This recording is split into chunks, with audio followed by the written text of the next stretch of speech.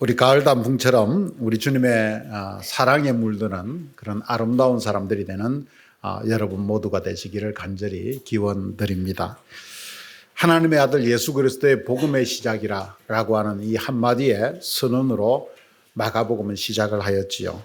그 말씀으로 시작된 마가복음은 바로 예수님의 공생애의 사역, 즉 어릴 때의 예수님의 탄생 이야기나 여러 가지 것들을 다 생략하고 바로 예수님의 공생애의 사역으로 들어가면서 그 복음의 정점을 향해서 쉼없이 지금까지 달려왔습니다.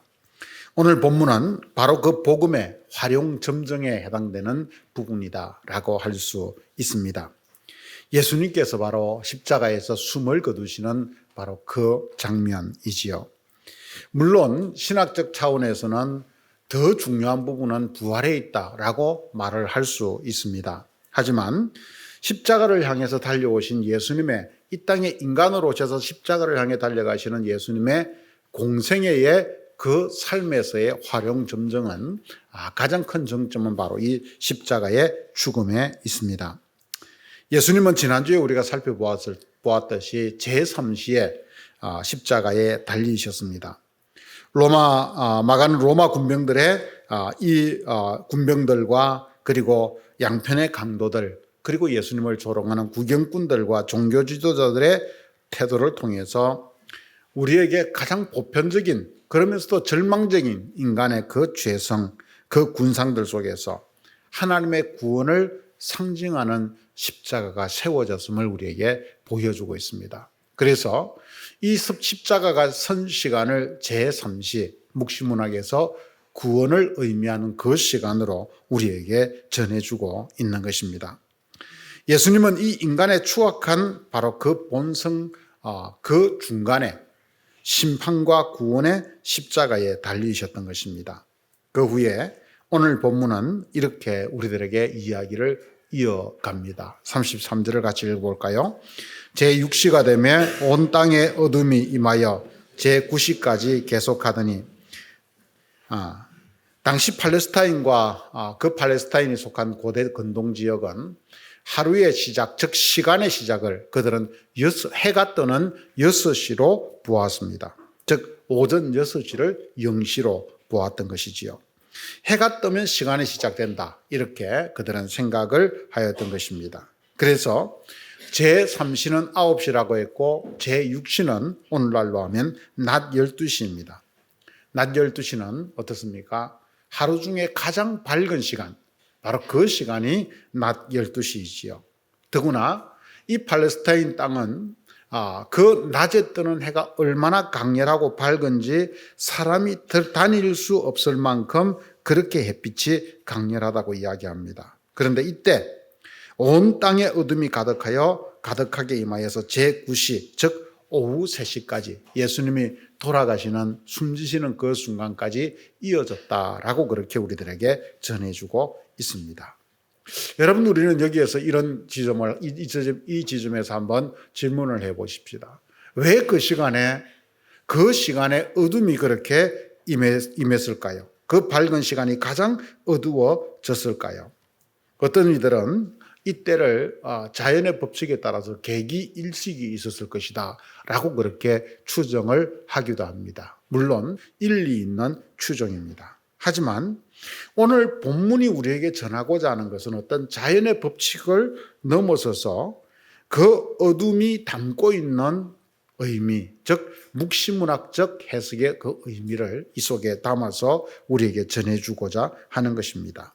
왜냐하면 이 시간은 예수님께서 그 십자가에서 마지막으로 숨을 몰아쉬며 마침내 숨을 거두시는 그런 시간이기 때문입니다. 성경에서 온 땅에 어둠이 덮이는 것은 그래서 하나님의 진노와 심판을 나타낼 때 등장하는 것을 보게 됩니다. 우리는 흔히 하나님이 슬퍼해서 온 땅을 어둠으로 덮어버렸을 것이다 라고 이야기하지만 사실 구약의 어떤 전통과 묵시문학 전통 속에서 보면 이 어둠은 심판과 저주, 바로 그것이 임하는 때임을 우리들에게 알려줍니다. 아모스 선지자는 여호와의 말씀이니라. 그날에 내가 해를 대낮에 지게 하여 백주의 땅을 캄캄하게 하며 모든 절기를 애통으로 너희 모든 노래를 애곡으로 변하게 하며 모든 사람에게 굵은 배로 허리를 동이게 하며 라고 그렇게 말씀하셨습니다. 마가는 이 심판의 때를 13장 24절에서 이미 그때의 그 환란 후 해가 어두워지며 달이 빛을 내지 아니하며 라고 그렇게 어둠의 때임을 우리들에게 이야기해 주고 있습니다. 그렇다면 지금 예수님이 십자가에 달려서 고통당하시면서 마지막에 숨을 몰아내시는 이 시간, 그 시간에 어둠이 덮인 것은 하나님의 전 지구적인 어떤 진노와 심판이 임한 시간이다 라고 하는 것을 우리에게 뜻하는 것입니다. 그런데 여러분, 그 하나님의 심판이 누구에게 임하였습니까? 바로 하나님의 아들이신 예수님에게 임하였다라고 하는 이야기죠.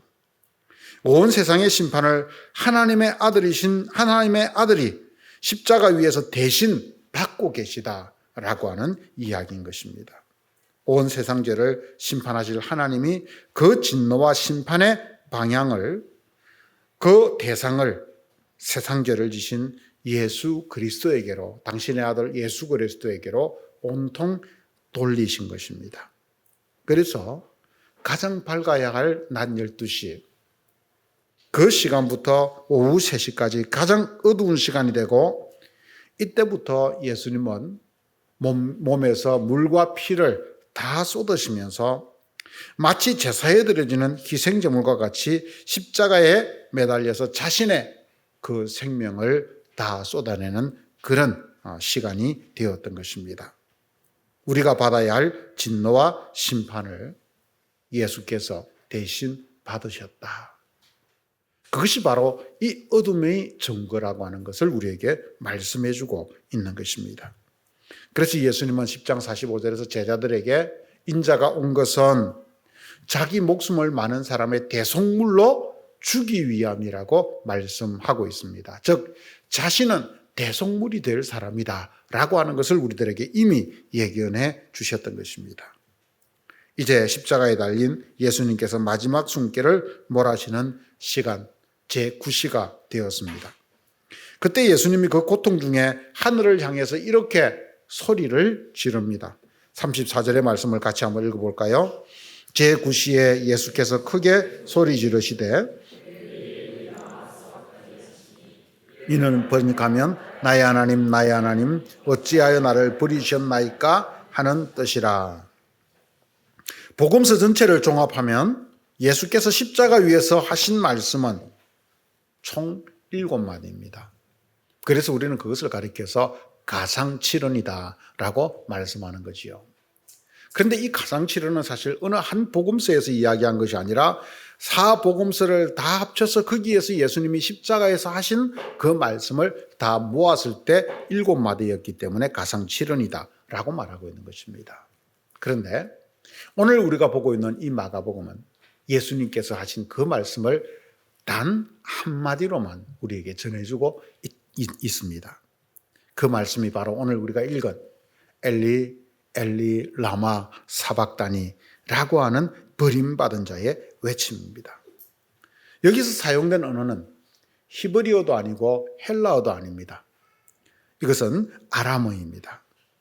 당시 팔레스타인 지역은 아람어가 공용어로 사용되고 있었습니다.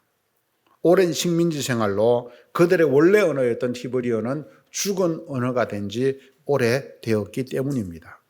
그래서 마가복음 기자는 이 아람어를 헬라어로 이렇게 친절히 번역해 주고 있는 것입니다. 나의 하나님, 나의 하나님, 어찌하여 나를 버리셨나이까? 예수님의 이 말씀은 마가복음과 마태복음에만 나옵니다. 마가복음과 마태복음은 예수님이 십자가 위에서 하신 말씀을 이 한마디 말씀, 가상일언이죠. 바로 그것을 우리에게 전해주고 있습니다. 그런데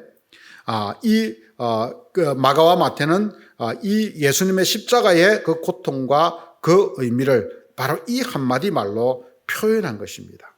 그만큼 이 말씀은 무게가 있고 그리고 그 속에 담긴 의미가 깊다라고 하는 그런 의미입니다. 누가복음과 요한복음은 이와 다르게 각각 자기들이 전하는 세 마디의 말씀씩을 그 가상 십자가 위에서 하신 말씀으로 우리에게 전해줍니다. 그들 역시도 그 세 마디의 언어를 통해서 바로 예수님의 십자가의 의미를 우리들에게 전달하려고 하였겠지요. 그런데 오늘 마가는 바로 이 한마디로 예수님의 십자가 위에 달린 예수님의 그 모든 심경을, 그리고 그 상황을, 그리고 그 의미를 우리에게 온전히 담아서 전해주고자 하였던 것입니다. 그만큼 이 한마디는 함축적인 의미를 담고 있습니다.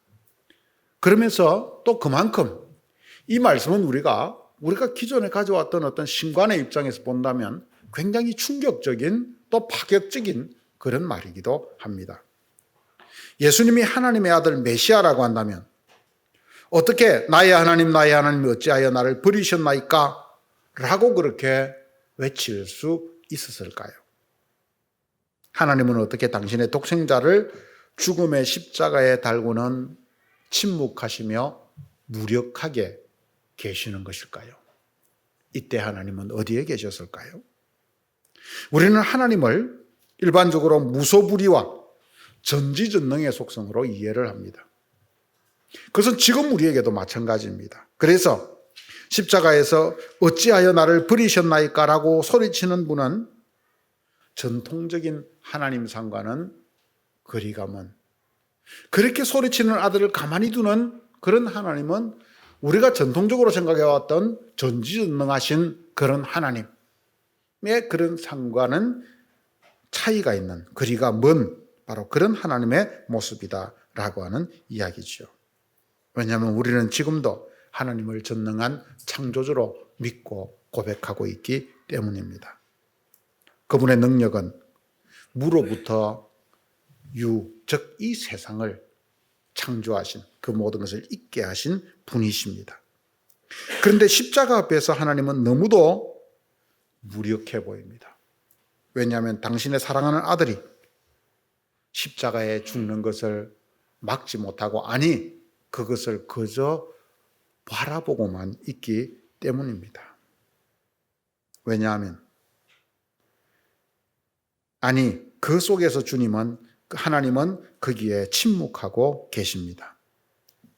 그리고 아들은 바로 그 십자가 위에서 마침내 버림받은 자의 절규를 외치고 있는 것입니다. 하나님, 나의 아버지, 어찌하여 나를 버리십니까? 라고 하는 그런 한탄 섞인 절규를 거기에서 한마디 마지막 말로 내뱉고 있는 것입니다. 여러분, 많은 신자들이 예수님의 십자가의 사건을 복음의 도식 속에서 너무 쉽게 생각하는 경향이 있습니다. 그것은 우리도 마찬가지입니다. 예수님은 인류의 죄를 대신하기 위해 십자가에 달리셨다. 그리고 예수님은 자신이 부활할 것을 아셨다.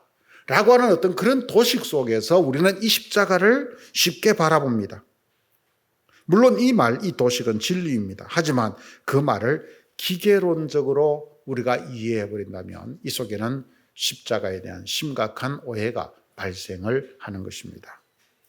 예수님은 인류 구원을 위해서 기꺼이 십자가를 지셨고 이미 부활하실 것을 아셨다. 그러니 주님은 그 십자가의 고통을 넘어설 수 있었다. 라고 그렇게 우리는 쉽게 생각해버린다는 이야기지요. 그 결과 우리는 예수님의 십자가를 아무 감정 없이 보아버리고 맙니다. 다시 살아날 건데. 다시 살아날 건데 뭐. 그것을 알고 계셨는데 뭐. 이런 생각들을 우리는 가진다는 것이죠. 그러다 보니 우리는 마침내 그 십자가의 값진 은혜가 값싼 은혜로 둔갑해버리기 시작하는 것입니다. 예수님의 고통의 무게가 떨어지고 그 십자가의 고난의 깊이가 얕아지면서 우리는 이 십자가를 통해서 우리에게 도대체 무슨 일이 일어났는가, 이 십자가가 어떤 자리였는가 라고 하는 것들에 대해서 너무나 쉽게 편하게 우리식으로 생각해버리고 지나간다라고 하는 것이지요.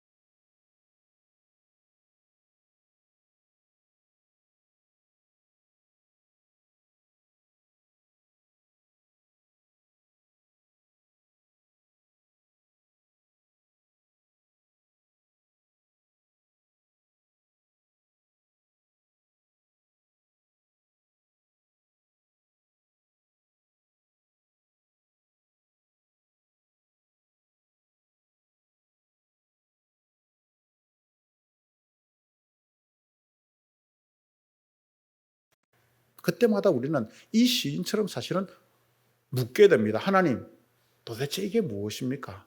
하나님은 어디에 계십니까? 라고 우리는 물을 수밖에 없지요. 그래서 여러분, 나의 하나님 어찌하여 나를 버리셨나이까? 라고 하는 이 예수님의 절규는 의인의 고난 문제로 실험하던, 그 문제를 풀지 못해 실험하던 시인의 절규와 함께 연관되어져 있다라고 하는 이야기입니다. 이 말은 무슨 말이겠습니까? 예수님이 십자가에서 이 절규를 하였다는 것은 예수님의 고난이 바로 이 무죄한 자의 고난을 대표한다라고 하는 의미인 것입니다. 예수님은 바로 무죄한 자의 대표로 고난을 당하고 있습니다. 아니, 정말 아무런 죄가 없는 하나님의 아들이 거기에 고난을 당하는 것입니다. 하지만 여기에 답이 있습니다. 사람들이 씨름하였던 문제. 왜 무죄한 자가 피를 흘리는가? 왜 악인이 잘 되고 선한 사람이 오히려 사기를 당하고 어려움 당하고 그렇게 살아가는 이 세상인가? 라고 하는 물음을 가지고 우리는 지금도 씨름하지만, 그러나 예수를 바라볼 때 우리는 거기에서 답을 찾을 수 있다라고 하는 이야기입니다. 이후로 예수의 십자가는 우리들에게 이 무죄한 자의 그 고난에 버림받은 이 고백을 한 그 예수님의 십자가 이후로 이 세상 어떤 사람들이든지 어느 누구도 더 이상 이런 억울한 고난을 혼자 고독하게 당하지 않는다는 사실입니다.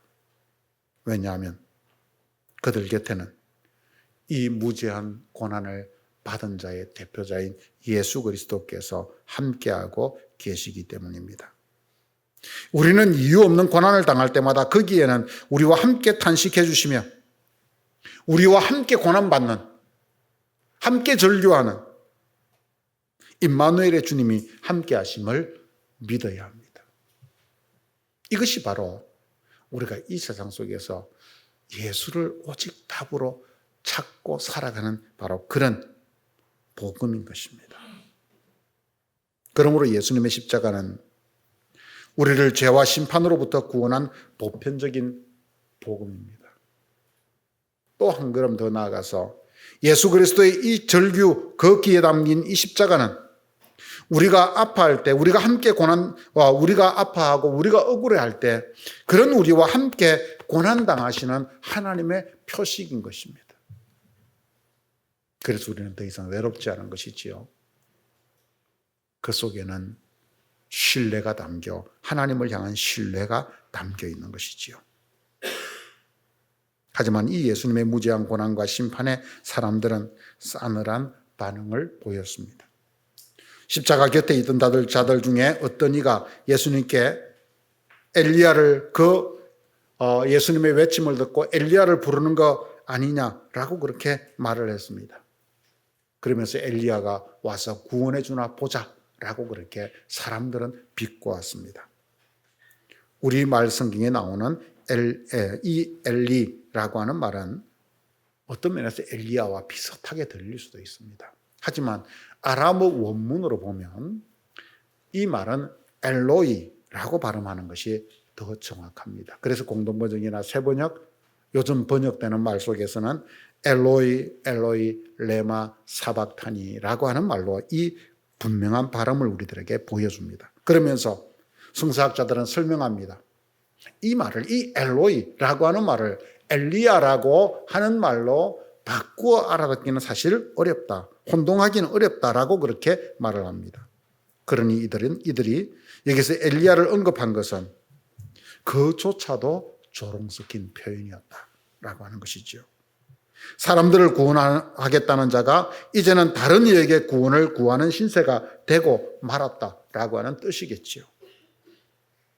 이처럼 예수님이 처한 십자가의 그 상황은 모든 것으로부터의 버림받음입니다. 예수님이 추구하던 모든 것이 아무것도 남지 않았습니다. 따르던 제자들과 무리들도 보이지 않습니다. 그가 행한 능력과 기적을 기억하는 이들도 없습니다. 가장 큰 권능을 행하던 자가 가장 무능력한 자리로 떨어져 버렸습니다. 그래서 십자가는 모든 것으로부터 버림받은 자리였습니다. 그런데 그들은 요즘에 스폰지처럼 쓰이던 해면이라고 하는 것에 신포도주를 적시어 갈대에 그것을 꽂아서 예수님에게 깨워 마시게 합니다. 왜 그랬을까요? 이것은 동정의 행동이 아닙니다. 조롱의 시간을 좀 더 즐기기 위함이었습니다. 그들의 말이 이것을 증거해 줍니다. 가만두라, 엘리야가 와서 그를 내려주나 보자 라고 그렇게 그들은 말을 합니다. 우리는 앞에서 예수님이 십자가를 지시기, 십자가에 달리기 전에 모략을 탄 포도주를 주었다고 했습니다. 예수님은 이것을 거절하였지요. 그것은 진통제였습니다. 주님은 그것을 먹지 않음으로써 십자가의 고통을 오롯이 느끼고 감당하셨습니다. 하지만 신포도주는 지금 물과 피를 쏟으면서 절대적 그 목마름 속에 있는 주님에게 목마름을 해소시키는 것이 아니라 오히려 그 고통을 더 심하게 만듭니다.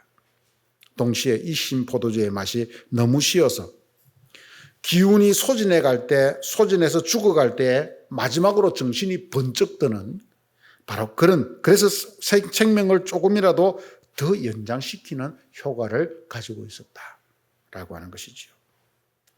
요한복음은 예수님께서 이 신포도주를 받아 마셨다라고 기록합니다.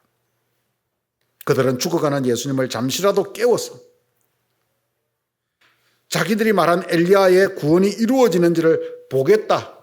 그래, 네 조금만 더 살아봐라. 살려줄 테니 엘리야가 구원하는가 보자. 라고 그렇게 그들은 그 주님의 고통과 죽음을 가지고 장난을 치면서 극한 조롱으로 끝까지 주님을 대하고 있는 것입니다. 하지만 여러분, 이 신포도주도 예수님의 죽음을 가로막지는 못했습니다. 본문 37절은 이렇게 말하지요. 같이 읽어봅시다. 예수께서 큰 소리를 지르시고 숨지시니라. 예수님은 큰 소리를 지르고 숨지셨습니다. 사람들은 앞에서 예수님이 외친 소리가 엘로이 엘로이 레마 사박타니라고 하는 말이라고 하는 것을 알아들었지만 이 마지막 외침은 알아들을 수 없었습니다. 이것은 어떤 소리로 표현할 수 없는 인생의 마지막 절규, 고통의 절규, 비명이었기 때문입니다. 예수님은 이 절규 속에서 마침내 숨지셨습니다. 우리가 생각하듯이 부활할 것을 알았기 때문에 당연히 그것을 이겨내고 그냥 그것을 넘어갔겠지라고 하는 것이 아니라 주님은 절규 속에서 마침내 운명하셨습니다. 하나님의 아들이 죽었습니다. 여러분, 이것은 우리가 구약의 배경 속에서 본다면 가히 혁명적인 그런 이야기입니다. 하나님의 아들이 어떻게 죽을 수 있습니까? 우리가 지금까지 알고 있던 전능자 하나님은 무력하게 지금 계시고 있습니다. 그러기에 이 예수님의 십자가는 우리에게 크나큰 신관의 변화를 가져올 수밖에 없었습니다. 구약의 하나님은 거룩하신 분, 전능하신 분, 무에서 유를 창조하는 권능자였습니다. 맞습니다. 하지만 신약시대의 신과는 다릅니다. 이 전지전능하신 하나님이 인간의 몸을 입고 오셔서 버림받아 십자가에 죽으십니다. 우리와 같은 연약함, 우리와 같은 실패, 우리와 같은 억울한 고난의 현장에 주님이 모든 것을 당하고 계십니다. 그래서 십자가를 통한 하나님은 오히려 연약함을 통해 우리를 구원하시는 하나님, 실패를 통해서 생명의 완성을 이루시는 하나님, 바로 당신의 그 무력함을 통해서 온 인류에게 구원의 길을 열어주시는 하나님, 바로 그런 하나님이신 것입니다. 우리와 같은 연약함, 우리와 같은 실패, 우리와 같은 억울한 고난의 현장에 주님이 그 모든 것을 오히려 당하고 계십니다. 적설적으로 이 연약함으로 우리를 구원하시는 것입니다. 그래서 여러분, 우리가 복음 전하는 것, 우리가 선교하는 것에 대해서 그 방식에 대해서 한번 좀 생각을 해보아야 합니다. 사람들은 여전히 전능자, 전지전능하신 분, 힘과 능력으로 복음을 전하면 되겠지라고 생각을 합니다. 그래서 19세기 세계 선교는 총과 칼을 앞세운 복음의 전파였습니다. 하지만 그것은 사실 예수님의 십자가를 온전하게 이해하지 못한 선교의 방식이었다는 것입니다. 오히려 이 세상을 향한 예수님의 그 선교는, 아니 우리 교회의 선교는 하나님의 연약하심, 예수 그리스도의 연약하심, 오히려 무력함으로, 그러나 그 속에 담겨 있는 성령의 능력으로 나아가는, 진정한 사랑으로 나아가는 선교해야 된다 라고 하는 바로 그 이야기인 것이죠. 죽음을 통해 영원한 생명의 길을 여신 주님, 그래서 우리와 어디에서나 우리와 함께 아파하시며 우리의 연약함을 체휼해 주시는 하나님, 이것이 바로 우리의 임마누엘 신앙의 실체입니다. 그래서 예수님의 십자가는 우리 인생의 영생의 답이고, 또 한 가지 예수님의 십자가는 지금 살아가는 여기에 내 인생의 답입니다. 우리는 이 두 양면성을 붙들고 살아가야 되는 것입니다. 사랑하는 성도 여러분, 오늘 우리는 예수님의 십자가의 죽으심을 깊이 다시 한번 묵상해 보십시다. 기계론적 이해가 아니라 우리는 그 속에서 정말 이 십자가가 무엇인지를 돌아봅시다. 하나님의 아들이 어떻게 십자가에서 죽을 수 있나요? 왜 전능자 하나님은 무력하게 아들을 그 자리에서 내어주었을까요? 하지만 여기에 하나님의 사랑의 핵심, 바로 십자가의 복음이 들어있다는 사실을 우리는 놓치지 말아야 됩니다. 우리의 물음과 생각을 넘어서서 하나님은 무력하게 아들을 십자가에 내어주셨고, 그 아들 예수는 거기에 순종해서 연약하게 십자가를 지셨습니다. 그래서 그 자리에서 이 세상의 모든 심판, 그 형벌을 당신이 대신 받으셨습니다. 십자가는 예수님이 하나님 아버지 앞에 버림받으신 자리였습니다. 아들을 버릴 수밖에 없는 연약함, 버림받을 수 없는 아들의 연약함, 바로 그것이 십자가였습니다. 하지만 하나님의 아들이 우리의 형벌과 심판을 대신 당하심으로 마침내 우리에게 영원한 구원의 길이 열렸습니다. 이 복음의 역사를 통해서 우리에게 영원한 생명이 주어졌습니다. 우리는 이것을 믿는 자들이고 바로 이것을 전하는 자들입니다. 주님은 우리를 계속해서 구원해 주시고 이 땅의 모든 까닭 모를 고통당하는 자들과 함께하는 임마누엘의 하나님이십니다. 예수께서 죽으신 십자가, 예수께서 버림받은 십자가, 예수께서 우리 대신 당하신 형벌과 죄 없는 예수께서 버림받으신 이 복음을 통해서 오늘 저와 여러분들이 십자가의 구원을 경험할 수 있기 바랍니다. 그리고 우리의 삶 속에서 내가 아무리 억울해도, 내가 아무리 힘들어도, 지금 내가 고난의 현장 속에 있어도 바로 거기에서 가장 억울하셨던 예수 그리스도께서 나와 함께하고 계시다는 바로 이 임마누엘의 하나님을 경험할 수 있기 바랍니다.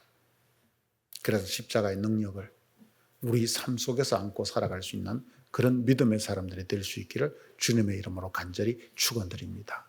같이 기도하겠습니다. 하나님 아버지, 은혜를 감사합니다. 오늘 저희들에게 귀한 시간을 주셔서 오늘도 주의 말씀을 우리가 함께 상고하였습니다.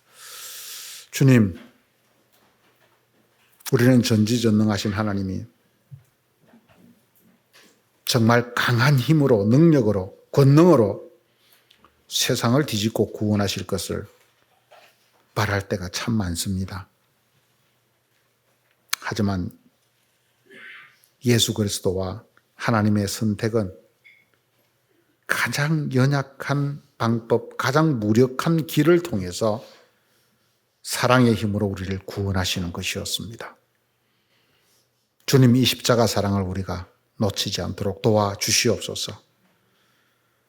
주님은 바로 그 무력한, 가장 연약한 그 길 위에서 마침내 하나님 아버지 앞에 세상의 온갖 형벌을 다 쓰고 버림받았습니다. 이 버림받음이 예수님의 십자가였음을 우리가 잊지 않도록 도와주시옵소서. 바로 그것을 통해서 주님, 하나님의 연약함을 통해 우리에게 주어지는 영원한 생명을 믿고 받고 누리는 자들이 되게 하시고, 한 걸음 더 나아가 우리가 아무리 억울해도, 우리가 아무리 힘들어도, 우리의 삶이 아무리 안타까워도 바로 거기에는 어찌하여 나를 버리셨나이까 외쳤던 주님의 외치심이, 바로 그 주님이 우리와 임마누엘에서 함께 하신다는 사실을 놓치지 않고 살아가는 저희 모두가 되도록 인도하여 주시옵소서. 예수님의 이름으로 기도드렸습니다. 아멘.